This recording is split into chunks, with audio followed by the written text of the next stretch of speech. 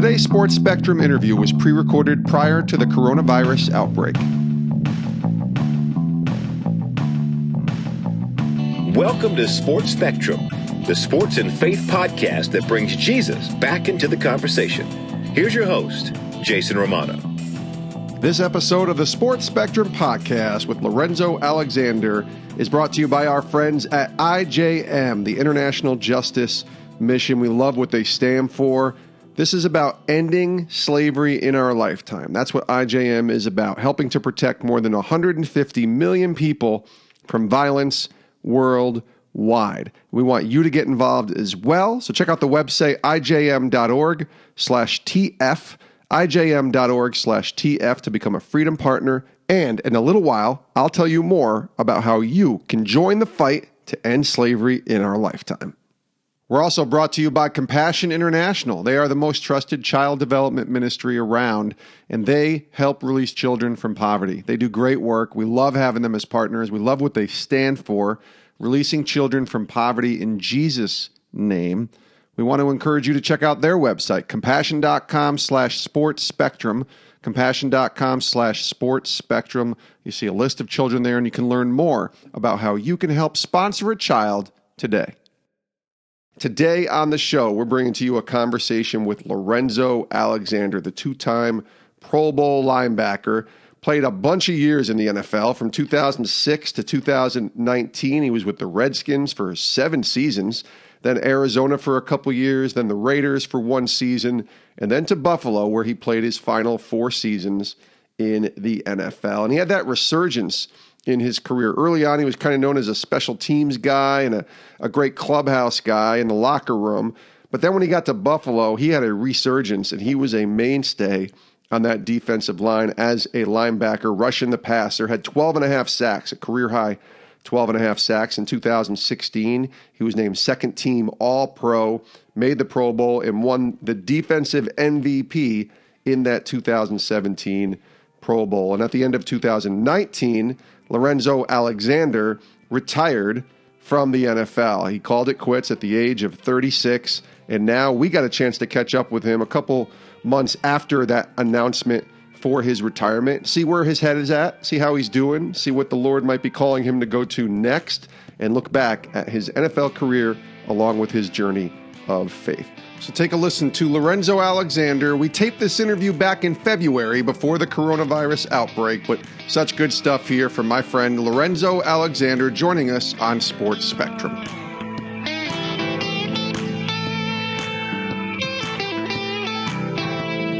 Lorenzo, welcome to Sports Spectrum, man.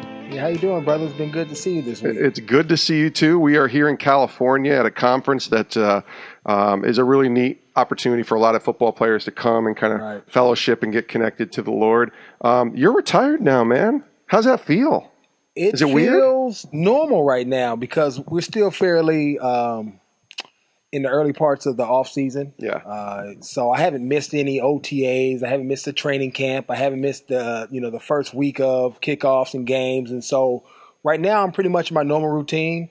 Really just integrated back into the family, picked up a couple of more responsibilities as far as, taking kids to school, drop off, a lot of the things my wife carries the load for us during the season. And so it really hasn't, I don't think, materialized for me in a lot of different ways. It's still kind of just, I'm just working out, doing my normal deal. And so I think it'll really start to hit me as this year kind of progresses and we get close to off-season workouts. I was going to say, what do you think that first Sunday in September will be like when they're playing football and you're not in uniform for the first time since how long? A long time, I would imagine. At least 19, maybe, even longer than that. Probably 23, 24 years if I include high school. And so I really don't know because right now I have such a peace about my decision because it wasn't like a knee-jerk type of decision after we lost that playoff game. I had actually thought about this really that entire year, but it really was a 4-year process. I mean, if you ask my wife, I probably retired with her probably like four times. Mm-hmm. Hey, this is probably going to be it. Yeah, I'm just not feeling it. And you know what? I want to play again. I'm feeling good. You play well. And I think it really started, probably around 2015. I really wasn't loving the game. I was in a place that I didn't want to be. I was in Oakland, and I enjoyed the guys. I just didn't enjoy the environment and the organization because I didn't want to play at home. And Sure. It was great to be home in a lot of aspects. And as I look back, God was even working then. Cousin got out of jail, was able to serve him some ways, reconnect with my mom because I really hadn't been in home in a long time because of football. But really around that time I started, I don't know if I want to play. And then the next year I go to Buffalo, have 12.5 sacks, Pro Bowl MVP. I was like, I think I can do this thing some more. Let me get back in this. Yeah, you were, 33 years old and having sort of a resurgence, right? Yeah, a little revival, because I had a Liz Frank injury when I was in Arizona, and so I had to overcome that and then getting the opportunity to start and play, which I never had done. Yeah. It was fun and fun again. The organization was great. The Buffalo community was awesome. And so that kind of re-energized, I think, my passion for the game and my mindset of wanting to continue to play. Losing in the playoffs, it's hard. Everybody except the team who wins the Super Bowl has to go through that. Correct. How difficult is that to sort of have such a finality? I mean, you guys had a really good year, the Bills, as it was your final season. Right. And then you see, it was a tough loss to Houston and just kind of going through that. But it was a great year in terms of experience, a great year for a lot of guys, and seeing this team kind of, start to play to their full potential, but it's still a loss. Right. For me, obviously in that game, I think we were up at 16-0 at one point in that game, and it was a lot of ups and downs, a lot of trials and tribulations back and forth. And for me, it was unique in I had already known that I was retiring when that game was over. And so for me, it was like, right. Ooh, we're going to get to play next week. Oh, I'm going to be retired. Ooh, we're going to get to play next. So I was going back and forth even within that game as far as what next week was going to look like for me. The rest of my life. And so it was unique in that aspect. But like you said, we've had a lot of growth. That's a young team, and really credit to Sean McDermott, our head coach for the last 3 years, who really brought in a new sense of what culture was going to be like. And a lot of it, and really I would say a lot of it, all of it is centered around Christ. He's a believer, and he's brought in the concept of Christ. We have a chaplain that has access throughout the whole building.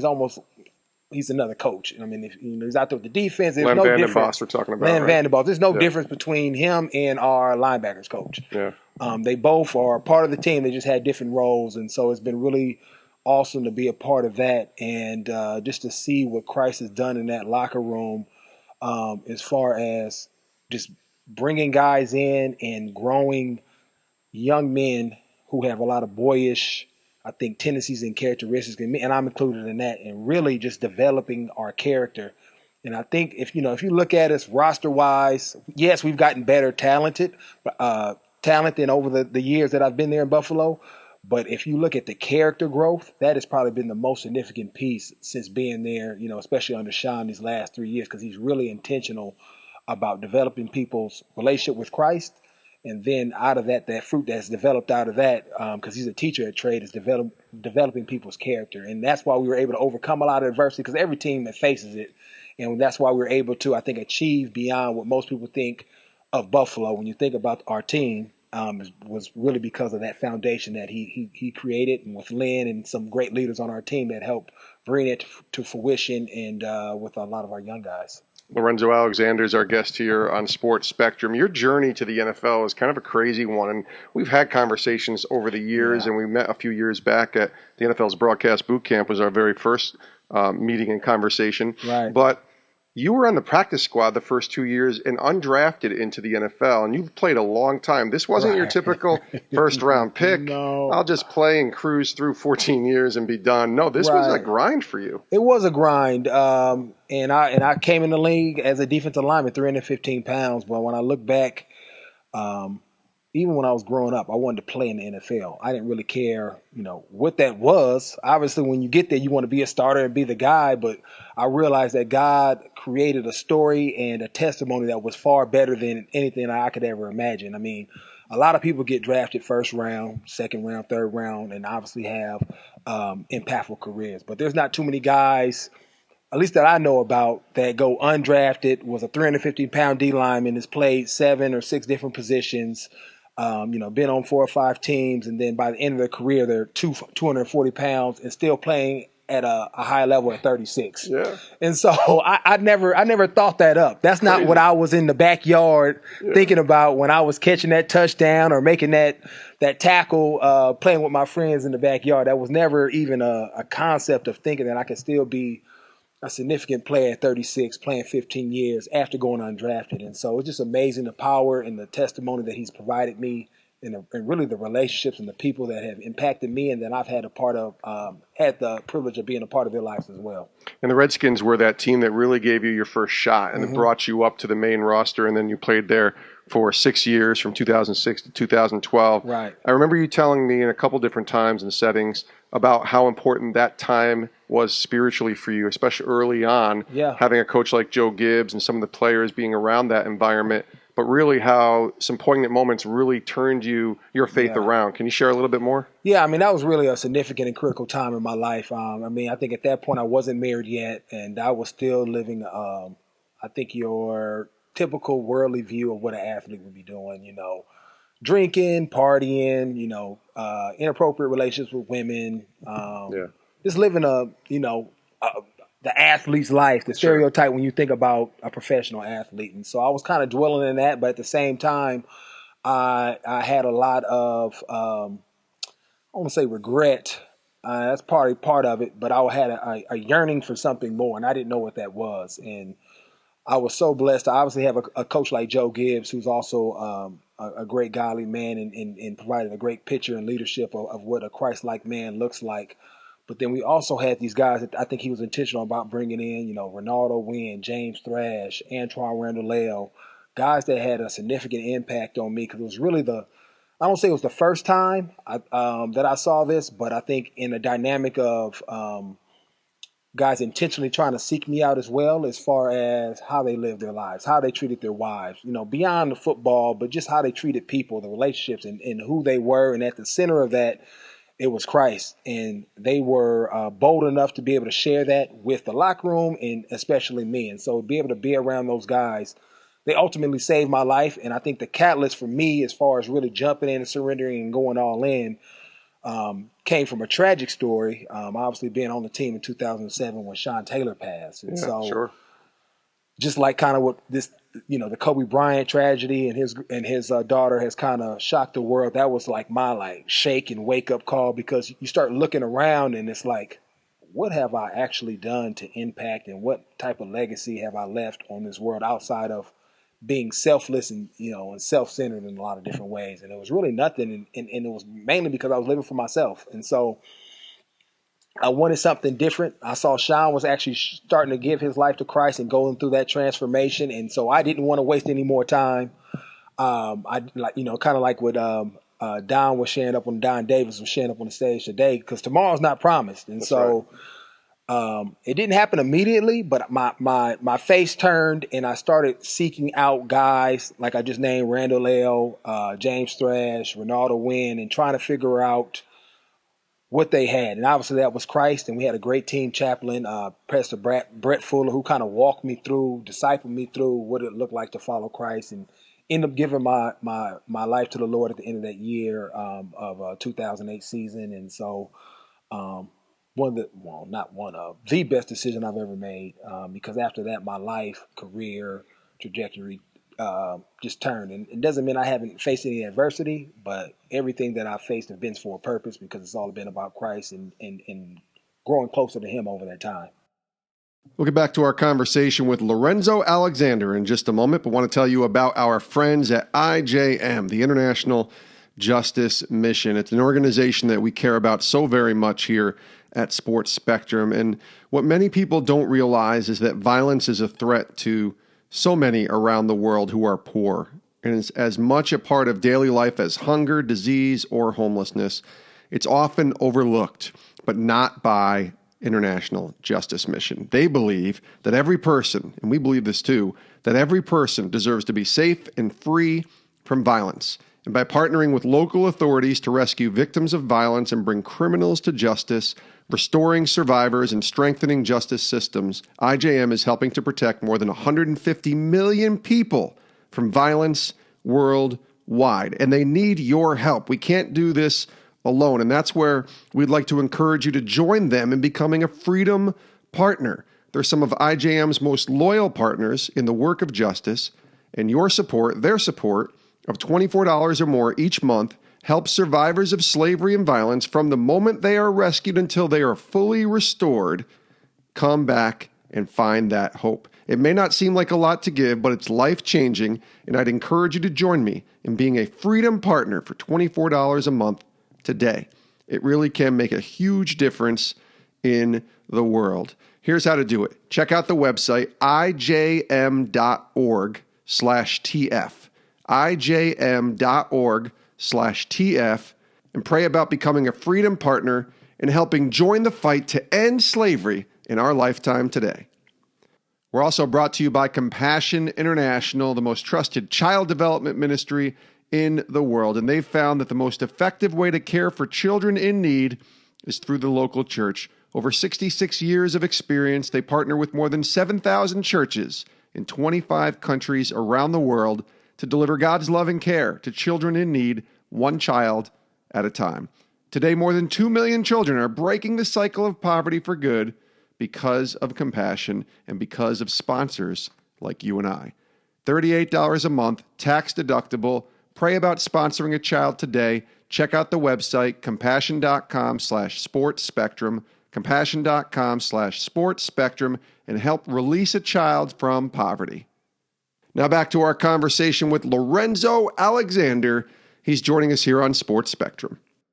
You mentioned, obviously, Sean Taylor. There's still, he still strikes a chord in a positive way to so many people when you see social media and you see posts about him when it's his birthday or when it's unfortunately the anniversary of his death. And then Kobe happens, and I know it's different, and I'm not sure if you ever met Kobe or got to know Kobe, but just the level of where Kobe was as an athlete, superstar, all-time great level, 41, still in the prime, you see the videos with his kids and stuff, and then gone. And it doesn't matter how much money you have, doesn't matter how much quote-unquote power, worldly, all that's gone in a heartbeat. Yep. What kind of conversations did that spurn for you? And I guess because you went through the Sean Taylor thing, maybe that kind of brought back unfortunate memories, but it really starts to talk about the urgency, right? Yeah, it does. And it's I don't know, I guess unique or weird. I don't know. I know God is working in this, but how tragedy, for me at least, turned me towards him and then really affirmed my decision and why I wanted to retire. And retirement had nothing to do about not wanting to play football again. It was about choosing my family. Yeah. And I think that is probably the biggest commission for myself, to go out and make disciples. But the main discipleship should be going on in my household. And so in a lot of ways, football had climbed over my family. In being older in the league, being 36, and people think about, practicing, but, you have to train and work out. And then being an older guy, I had to do stretches and massages and dry needling and physical therapy just to get ready to play the game. And that's all time away from your main disciples, your kids, your wife, people that you want to impact on a day-to-day basis. And so for me, it was more about changing or choosing my family. And I think Kobe's tragedy happened on Pro Bowl, so it was probably about 2 weeks after I had finished and had made my proclamation that I'm retiring, I'm done playing football, and then that happens, and it just really affirms what I think God had been speaking to me that entire season. Like, it's time to play the background and choose your family and really pour into them and make a transition and kind of push away from the game of football. Yeah, I think it opens up conversations too with people of either different faith or no faith on the idea of the fragile state that life really is, that you could be gone tomorrow. Right. I mean, you mentioned what Don said, like, tomorrow was not promised. We say that. Yeah. We sometimes think that, but we don't really believe it because we do think, I think there's some sense of invincibility, even though we know that it's not there. Right. Yeah.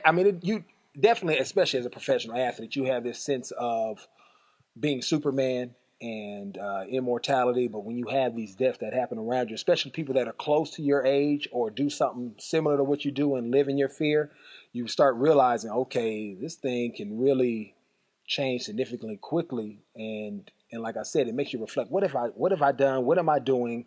for me, it's like a sobering reminder of staying Christ-centered and making sure that you don't stray. So it just helps me out because you're not promised tomorrow. So you want to make the biggest impact as possible. And I think sometimes I get caught up in like I said, not choosing my family in that process. You want to help everybody else, but not so. Especially, then you think about the other families that's on that plane, his daughter's on the plane. So it helped me kind of refocus my passion of obviously living a Christ-centered life, but focusing that passion and energy on my family while doing that. Because I understand that I am immortal and I could be gone tomorrow, but what type of legacy have I left with my kids beyond the financial resources of what I've gained from the NFL? But what type of Christ-like principles and things have I poured into them, self-esteem and positive imaging and, are they following Christ and those type of things? What type of legacy have I left on them as well as my wife so that, when I'm gone, I can almost ensure that they can kind of carry that out and continue to be, warriors for God, as we like to say in our household. Lorenzo Alexander is our guest here on Sports Spectrum. You mentioned earlier about getting your body right to play, which is, and I know you're laughing because we hear that a lot with NFL players. I got to get my body right. As fans, we watch it, and I'm a fan. I'm also in the business. But in a fan perspective, I'm thinking, all right, well, he's probably going to play. Just get ready and play. Come on, dude. We don't see what's really going on behind the scenes. Yeah. Can you share what it's been like, especially these last few years? I can't imagine what your body feels like on a Monday morning after a game. And it's progressively gotten worse for me the older I've gotten. I think that's the biggest difference from being a young man and an old man in this league. And obviously I'm not old, in the world view. I'm only 36. But you play 15 years in this league, you might multiply that by 7. That's how old I really am in the game of football, right? And so it's like 105, I think. Yeah, it's like it's literally I don't even know how to describe it. But I almost feel after a Sunday game, I feel like I am crippled in so many different ways. I mean, I can barely walk. Especially if we play a physical game. We play the Baltimore Ravens, the Pittsburgh Steelers, some physical teams. And the way I play, I'm kind of a throwback player to those old school days before all this new health and safety emphasis is kind of taking place. And so I throw my body around. I'm hitting cats. I just want to win. I don't care. So I'm laying it all on the line. And so, I mean, there's literally days my wife is like, are you okay? I just look so just broken in a sense. And so for me, especially, I couldn't practice until Friday. And even when I got there Fridays, it was kind of like, man, is this dude going to be – ask any of my teammates. They were like, man, I didn't know if Zoe was going to be able to play the next game. And then he gets out there on Sunday, and then he's flying around again. And there's just so much that takes in that process, as I mentioned. I mean, getting 2 or 3 massages a week, getting dry needling a couple of weeks where they stick – is kind of like acupuncture in a sense, getting muscle activation technique, getting my hips mowed and ankles mowed, getting in the ice and cold tub, getting the hyperbaric chamber. I mean, you name it. If it's out there, I did it. And it became a part of a significant part of my life. And, God created work and work is good. But at the same time, it can become an idol in a sense too. And then you start serving it so much that it takes the focus off the important things. And so that's kind of what I felt like. And that's why I had to walk away. Because the older you get, it's just so much time and focus that you have to put in just to go out there and be able to compete at a level that you feel that's going to be honoring God. Yeah. And how long would it take? Like here we are, it's been 2 months, 3 months, whatever it is, that you last played your game. Getting your body to feel normal again, is it about a month? Yeah, how long is that? I mean, and what is normal, right? Because normal for me, because I don't feel like I'm a normal human being in the aspect of things hurt on me that shouldn't hurt on a 35 or 36-year-old. But if I put myself in the realm of football players and athletes at 30, I'm great. I feel good. And one of the things I realized is that, and one of the things I was kind of intentional about anyway, is that I had to continue to work out because my body's conditioned to be in shape. And when you just kind of let it go, it's going to let go and things hurt. And so I had to get back in the gym. And not that I'm lifting the world, but I had to stay active so that I feel right. Just simple things as doing push-ups. Me and my sons, every night, they have like a little basket in their room, and we shoot like free throws or shots. And if you miss a shot, that's 5 push-ups. If you airball, that's 10 push-ups. So you get could up to do 20 push-ups if you airball twice. And so just doing 5 or 10 push-ups was like killing my elbow. Right, I was like, right. man, I got to get back in the gym and work out. You know, you think you retire, or I'm just going to sit back, I'm going to eat bad. I was going to say, you're not and going to just let it go. And so well, you can't. I have to be, I don't want to create bad habits that's going to lead to me going back to 315 because I don't want to go back. Yeah. And so you have to, I've learned from other guys watching them is, you know, working out, eating sensible during the week. And then, you know, before I wouldn't have dessert on my wife's birthday or our anniversary or a glass of wine. But now I'll indulge in those things because I'm not preparing to play at an elite level. Right. And so I eat sensible, have good habits, and then when it's time to celebrate, I will celebrate as well. And so, but yeah, it's just making sure that I work out and stuff just so I can stay in shape because that's what my body's been conditioned to do for the last, you know, really I've been an athlete since the age of, I don't know, 7 or 8. Right. And so Yeah. it's accustomed to being in some form of shape. But what hurts? You just said what hurts for a normal person versus a football player. Like right now. So right now, does anything hurt? Yeah, if I sit long enough, you know, we've probably been sitting for maybe, I don't know, 15 minutes or 20 so, minutes. 20 minutes. Yeah. And so if I wanted to straighten out my left knee right now, it would probably pop and crack and it would be sore right now. Oh. You know, walking around, you know, if I play a little basketball and shoot, like my right ankle is sore. I tore my Liz Frank. And so things like that. My right shoulder, I have nerve damage, 20% nerve damage. So if I go to reach above my head right now to catch a ball or shoot a basket or pick up my son, I'm going to have some pain that I have to kind of push through in order to be able to do those activities. Yeah. And so those are just the things that come with the games, a sacrifice that I knew I had to make in order to play at a certain level. And it's not like I regret it, but I know I'm going to have to endure this for the rest of my life. And luckily, you know, obviously the PA has done a great job of creating some benefits, some aftercare. Hopefully we can continue to push in those areas just for guys to be able to take care of themselves because it is a grind and, you know, on your body and something that you have to worry about. Last couple of questions here with Lorenzo Alexander on Sports Spectrum. Let me ask you about the state of faith in the NFL. It's more of a generic question. Yes. The NFL, more than any other sport to me, is as open about their faith as I've ever seen, especially with the 50-yard huddle at the end of every game, Bible studies, and the way that the team kind of comes together. What have you seen in the progression of your career? You came in the league in 05, I believe it was, or 06, somewhere in there. And then now we're in 2019, heading into 2020.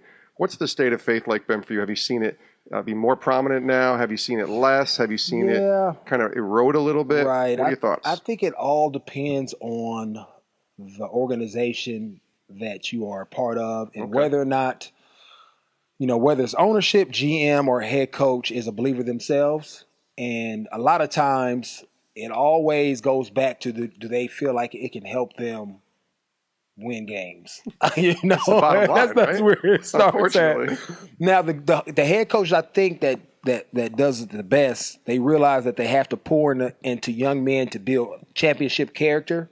And the best way of doing that is always turning people to Christ. And the byproduct of that is winning. Right. And so, but for sometimes you have to sell it like, okay, we're going to win more games if you wanted to be able to flourish in your building. So, but their primary reason for doing it because they know they're building champions and turning people to Christ, and that's just a byproduct, you know. So I think people that have realized that, I think, like I mentioned before, Sean McDermott realized that, and that's why our locker room and our team has made such a quick turnaround in such a short period of time. But then I've been on teams where you'll have coaches say, you know, leave your religion and politics at home, and so it's more player driven in those locker rooms, and so guys' time gets filled up, and so you have it, but it's not as consistent as somebody like on our team when we have a chaplain that's there serving a part of the team, building relationships and being intentional about, and I keep saying my team, the Bills organization. It's still pretty fresh in your mind, right? Yeah, you know, in the Bills organization. So I think you have pockets of teams that realize the importance of building men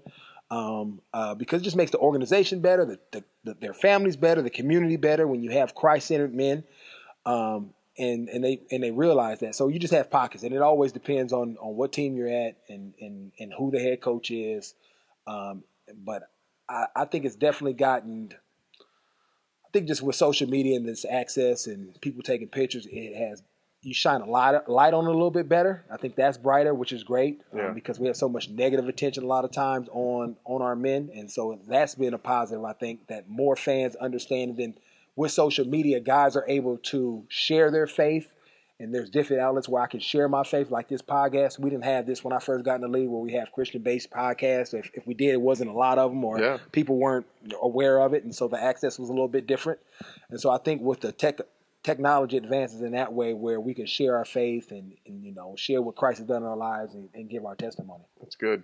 Last question. We ask this to all of our guests here on the show. You're retired now, so what's the Lord showing you? What's he teaching you, where he's got you right now in the life you're living? He has me in a just say no mentality right now. And I think I've played 15 years, and I always took heed to the tip of cultivating and building relationships. Obviously we met at an NFL event, and we've maintained a relationship, and I've tried to be intentional about that wherever I go, and not because I wanted something from you, but just to know people, get to know them, let them know you. Absolutely. And things normally come of that. And so because I have tried to cultivate that throughout my career, I have a lot of opportunities, but at the same time, I stopped playing the game so I could choose my family. And so I don't want to walk into something right now that's going to put me in the same mindset. It's obviously going to feel different because I'm not hitting anybody, but it's still the time aspect away from my wife and my kids. And so I'm being patient, just say no, and waiting for God to provide something for me that's going to allow me to do my ultimate purpose, and that's serve my wife and my kids. And so just kind of sitting back enjoying it, because I've grinded for a long time, and that's kind of my mentality right now until he moves me in a different way. And the good thing he's put on my heart is discipleship. And so I need to start that at home before I need to go out. I think I've been doing it the other way a little bit too long. Mm-hmm. And now that I have the time, we have the resources. And so I really don't have a need, because he's provided for me to have to go out and work and provide for my family. Because that's like the first thing a man wants to do. How do I provide? Well, we provided for it. God has already done it. Yeah. So let me focus at home. And as things come up that I can do, where I can maybe leave home for the day and then come right back, I'll take those opportunities. But right now, my focus is on being a dad and being a husband and doing that at the highest level. Lorenzo Alexander, longtime NFL linebacker, defensive lineman when he first came into the league. Right. Retired in 2019 after 4 seasons with the Buffalo Bills, 2-time Pro Bowler, Pro Bowl defensive MVP. You kind of touched on that in 2016 as well. Yeah. Lots of great stuff going on, man. I'm so happy for you. Congrats on retirement. Continue, best wishes. I appreciate that, brother. Many thanks to Lorenzo Alexander for joining us here on Sports Spectrum. He's a great guy. He really is. And I'm just so happy for him and excited for his retirement. I know he'll make a very big impact in whatever his sphere of influence includes in retirement. And certainly he's doing it all for the glory of God, as Colossians 3 says. So excited about Lorenzo, excited about this next phase. And imagine being 36 and retired from one profession. It's really transition is what it is. And moving on from being an NFL player, which he's been for, 14 years, and being a football player, which he's probably been for 20 plus years, to now that next phase. But he's got a great head on his shoulder, and I know he'll do great work in whatever sphere of influence that the Lord takes him to. So many thanks to Lorenzo Alexander for joining us here on Sports Spectrum. Also, thanks to our sponsors and partners, IJM, the International Justice Mission. Check out ijm.org/TF to learn how you can join the fight to end slavery in our lifetime. Also, thanks to Compassion International. You can go to their website, compassion.com/sports spectrum, and learn about how you can release a child from poverty today. We want to also direct you to our website, sportspectrum.com, where all of our content can be found, articles all day long on the intersection of sports and faith, plus a daily devotional, as well as every single podcast. And make sure you hit that subscribe button so that you never miss an episode of the Sports Spectrum podcast. We are on every single app that you can listen to podcasts on, whether it's iHeartRadio, whether it's Spotify, whether it's Google Play or Stitcher, of course, Apple Podcast. Click that subscribe button and never miss an episode of the Sports Spectrum podcast. Also, check out our social media pages, Twitter, Instagram, and Facebook. We'd love to hear from you. Send us a note, drop us a DM or a reply or a like or a share or whatever it is. Let us know that you're hearing and listening to the Sports Spectrum podcast. You can also email me directly, jason@sportspectrum.com. jason@sportspectrum.com. Thanks for listening. We'll see you next time right here on Sports Spectrum's podcast. I hope you all have a great rest of your day.